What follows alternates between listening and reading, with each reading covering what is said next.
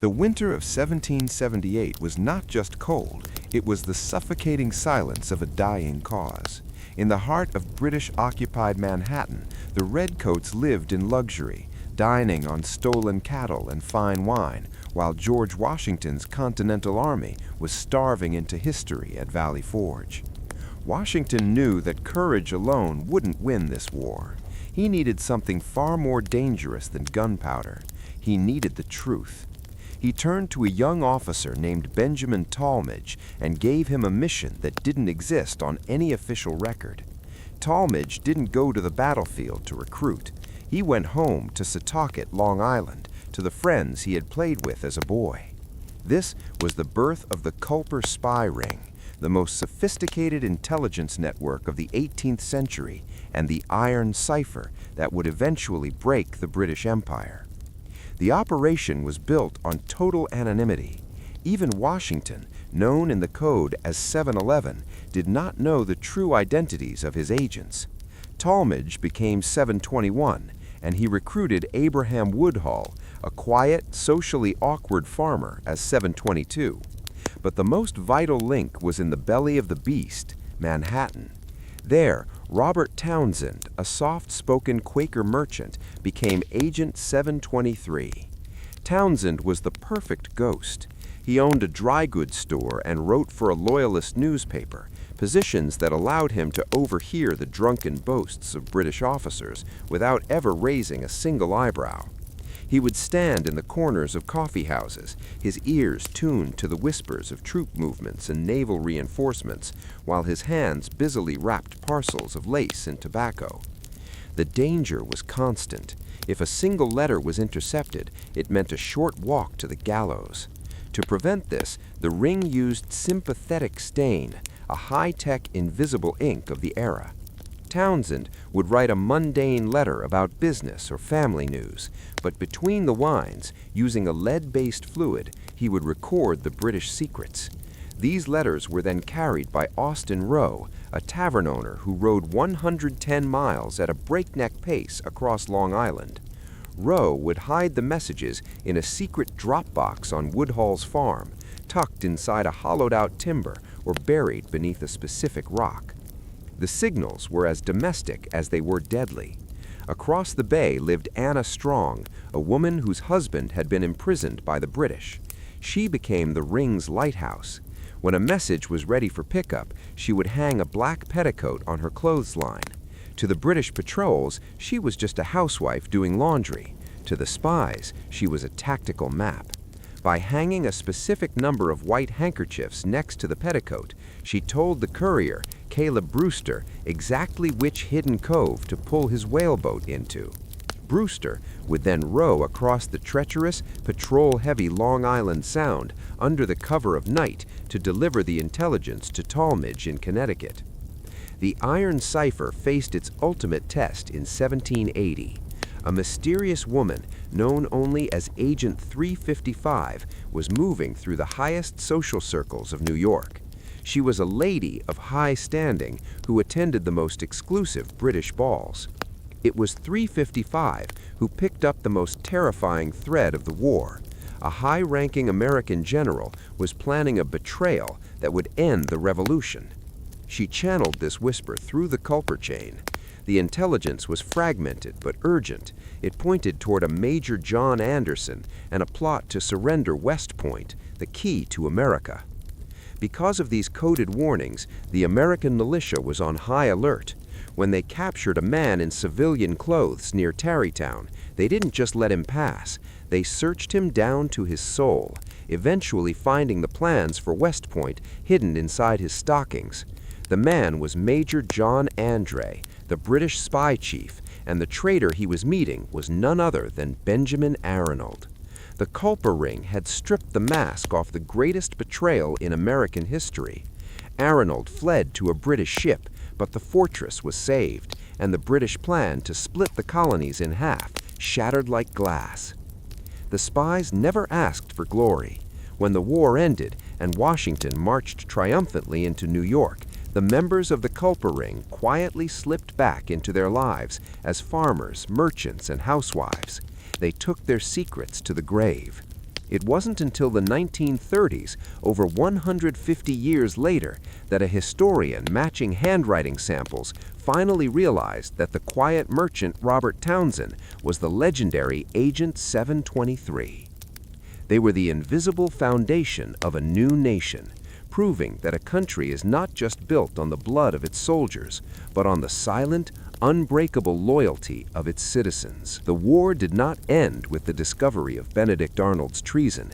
In fact, the stakes only grew higher. With the British humiliated and Arnold now a general in the Redcoat Army, the hunt for the Culper Ring intensified. The iron cipher was no longer just a tool for victory, it was the only thing keeping the agents from the hangman's noose. Robert Townsend, Agent 721, found himself in the most precarious position of his life.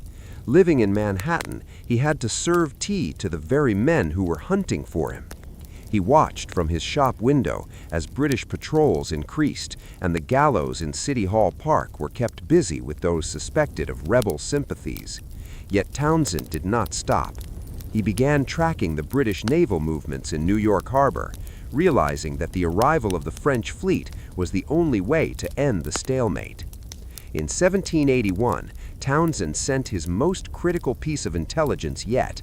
Through the relay of Austin Rowe's horse and Caleb Brewster's boat, he informed Washington, 711, that the British were sending a massive fleet to the Chesapeake Bay to trap the Marquis de Lafayette. This single piece of information allowed Washington and the French Admiral de Grasse to coordinate their movements. It led directly to the siege of Yorktown. While the world remembers Yorktown as a grand battle of cannons and bayonets, it was the invisible lady, Agent 355, and the quiet merchant, Townsend, who had provided the map to that victory. But the cost was heavy. Shortly after the Yorktown victory, Agent 355 was reportedly captured by the British and held on the HMS Jersey, a notorious hell ship prison anchored in the East River. Conditions were lethal. Thousands died of smallpox and starvation. Historians believe she died there, her true identity buried in the cold mud of the riverbank, a silent martyr for a country she would never see. When the Treaty of Paris was finally signed in 1783, the British prepared to evacuate New York. On Evacuation Day, George Washington rode into the city at the head of his troops. He stopped at a small shop, Robert Townsend's dry goods store. He didn't say a word about spies. He didn't give a speech.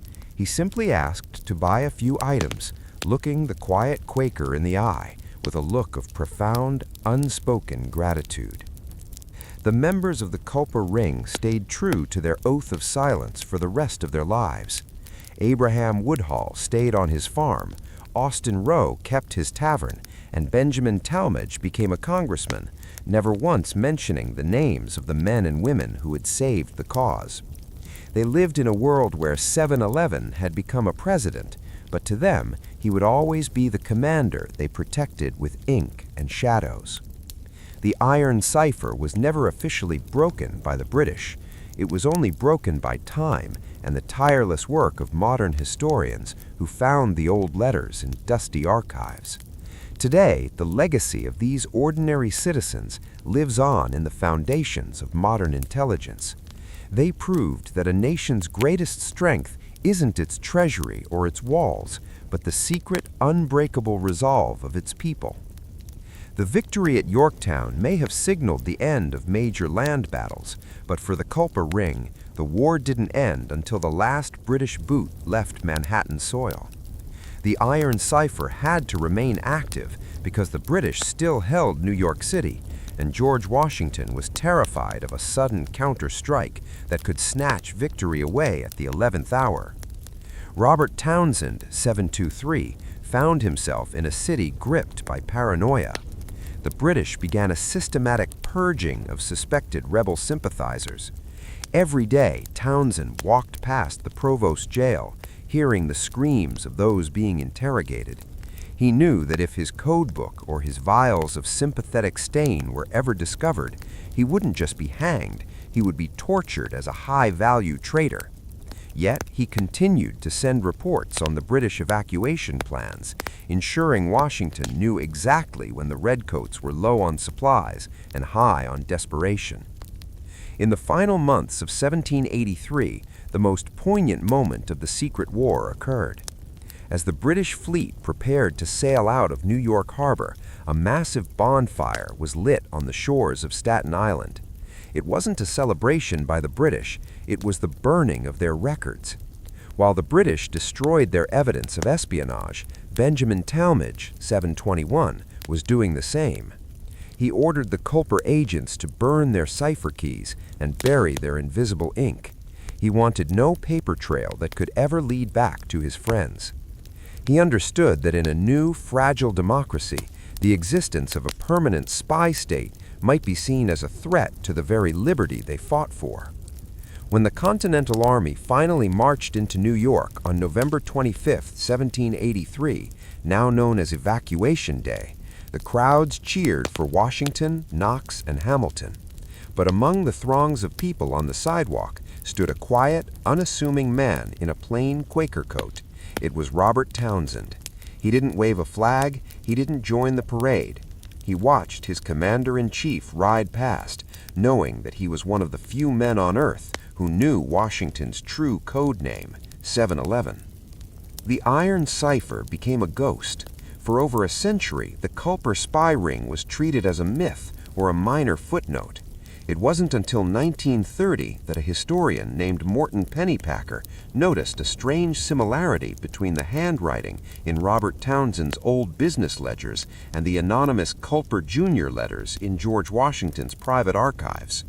Through forensic analysis, the world finally learned that the man who saved the revolution was a merchant who never fired a single shot. The legacy of the ring changed the world. The techniques they pioneered, numerical ciphers, dead drops, and the use of pocket intelligence, became the blueprint for the modern CIA and MI6.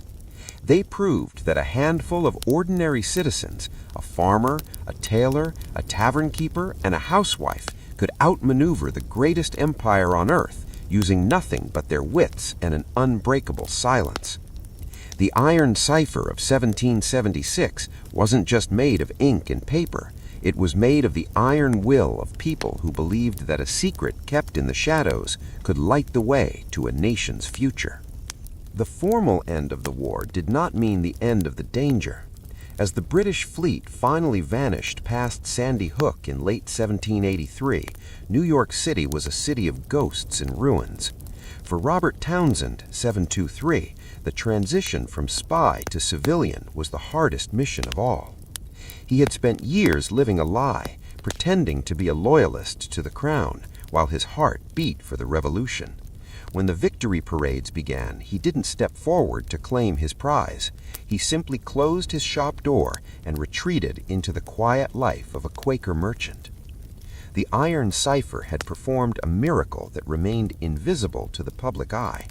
Historians now calculate that without the intelligence provided by the Culper ring, the war likely would have lasted another 3 to 5 years, potentially ending in a negotiated peace that would have left the colonies fragmented. Instead, the specific technical data they provided, the exact number of British cannons, the depth of the hulls of their warships, and the desertion rates of the Haitian mercenaries, gave Washington the mathematical certainty he needed to strike at Yorktown. One of the most fascinating lost pieces of the story involves the actual physical cipher disk. While most agents memorized the numbers, Talmadge had designed a mechanical iron cipher wheel for more complex messages. It consisted of 2 concentric brass rings that could be rotated to change the letter-to-number alignment daily.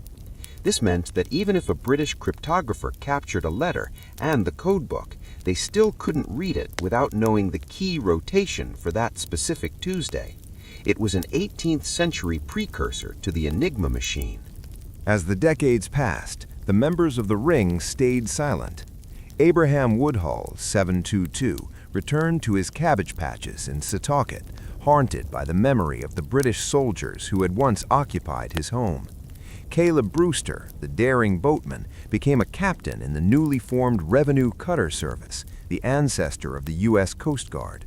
Benjamin Talmadge, 721, went on to serve in the U.S. Congress, sitting in the very halls of power that his secret letters had helped build. He kept his Culper files locked in a private chest, never speaking of them even to his own children. The true iron cipher wasn't the ink or the brass wheels, it was the psychological shield these men and women built around themselves. They lived for 50 years after the war, walking the streets of a free America, passing by the very locations where they had once risked the gallows, and never once said, "I was the one who did it." It was only in the 20th century, through the accidental discovery of a trunk of old letters in a Long Island attic, that the names began to surface. Modern forensic handwriting experts compared the Culper Jr. reports to Townsend's business receipts and found a perfect match.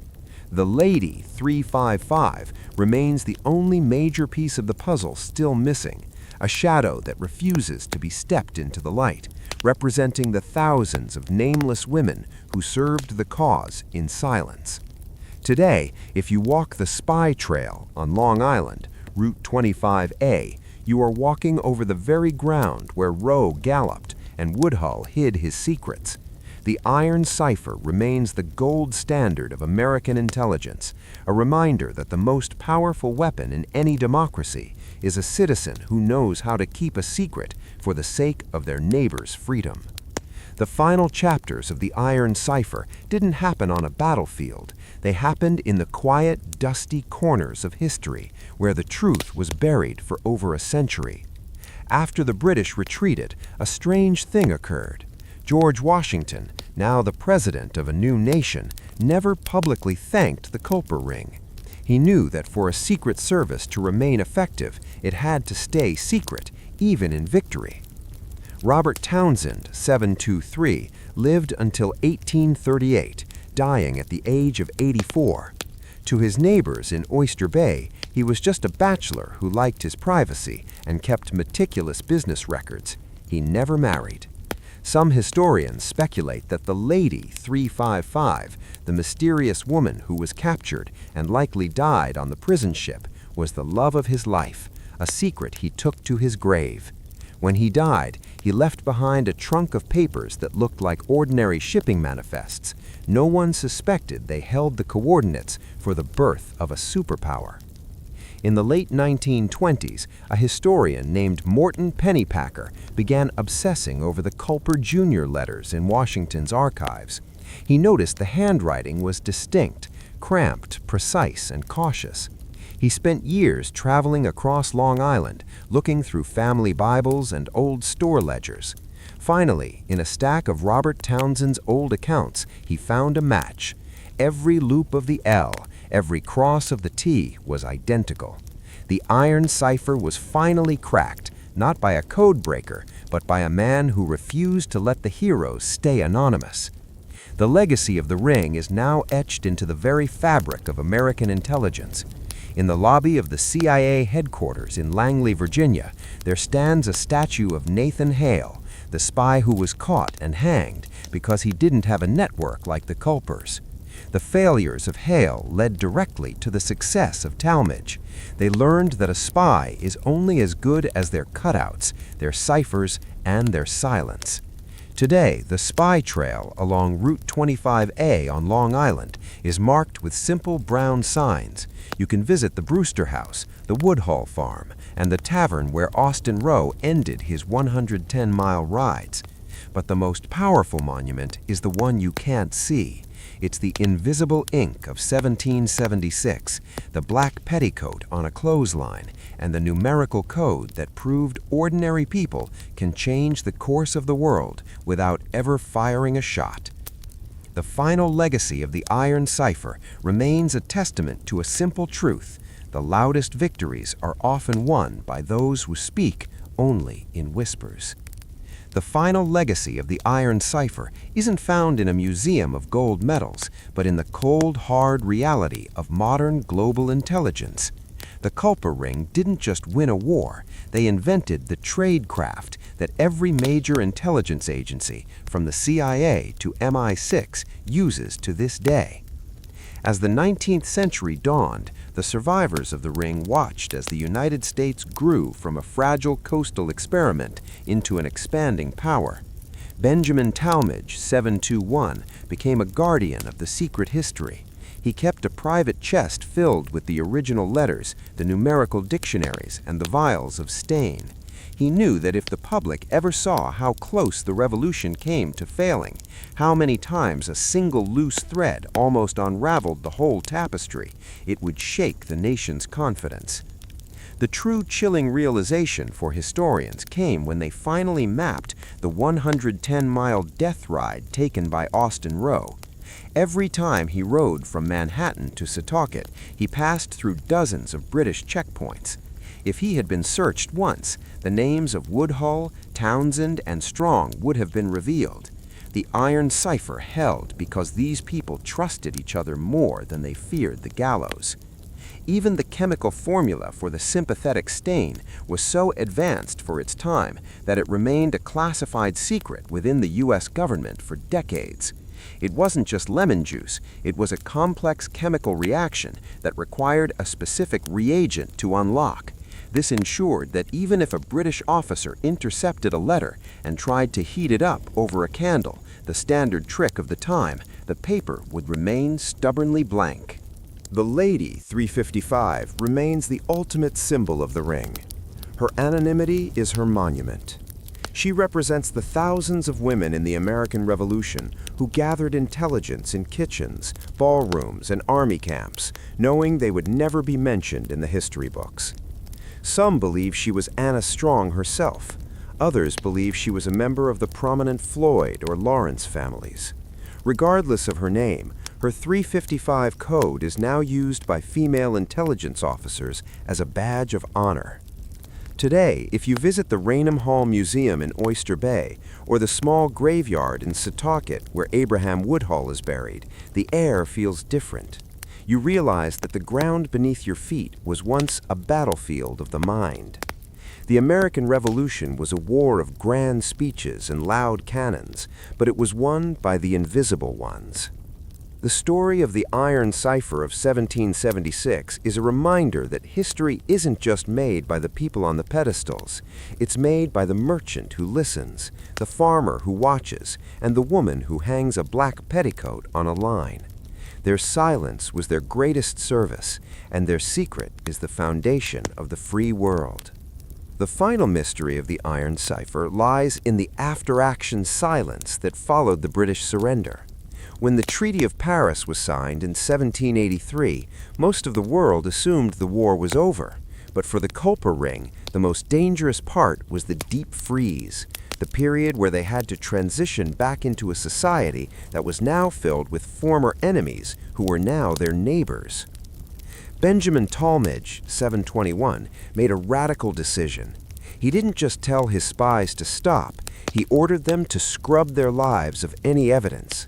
He knew that if the names of the Setauket Six were ever leaked, the newly formed Loyalist-heavy communities in New York and Canada would hunt them down for revenge. This is why the Iron Cipher became a literal iron box of secrets that sat in the basement of the Talmadge family for generations.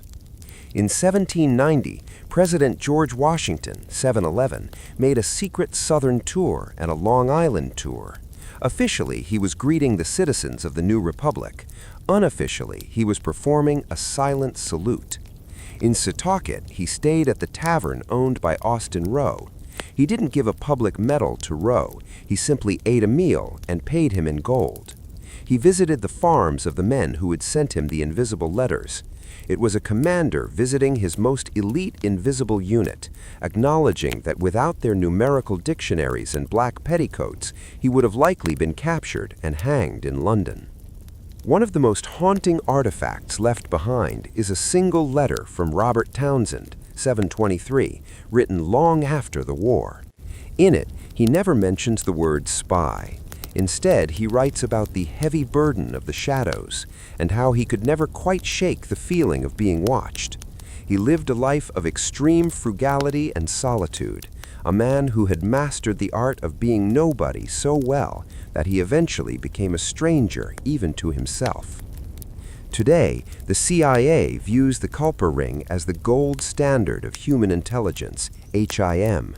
They didn't have satellites or drones. They had a clothesline and a bottle of lead-based ink.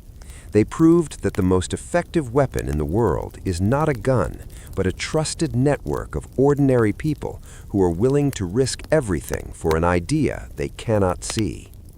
The Iron Cipher of 1776 is more than a story of the past. It is the DNA of the American spirit. It tells us that when a nation's survival is on the line, the most powerful people aren't always the ones in the uniforms. They are the ones in the shadows, waiting for a black petticoat to fly in the wind.